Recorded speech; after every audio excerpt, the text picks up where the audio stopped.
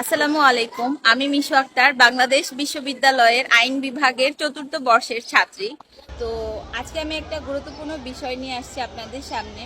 আজ হচ্ছে রবিবার, যদিও আমাদের অফ ডে, তবে আজকে আমাদের একটা স্পেশাল ক্লাস ছিল, তো লিগ্যাল ড্রাফটিং। তো আজকে স্যার আমাদেরকে লিগ্যাল ড্রাফটিংয়ে কি পড়িয়েছেন এটা আমি নুসরাত জাহান বিথির কাছ থেকে জানবো। তো আমরা চলে যাই নুসরাত জাহান বিথির কাছে। তো বিথি, আপনি কেমন আছেন?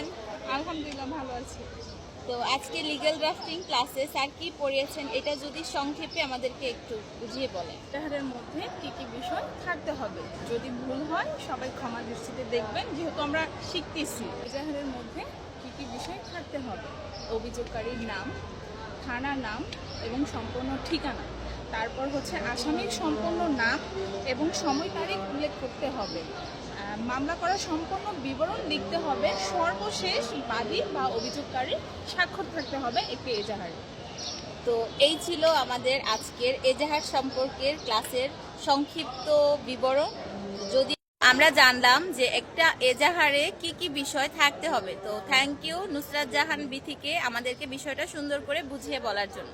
তো সবাই ভালো থাকবেন, সুস্থ থাকবেন। আসসালামু আলাইকুম।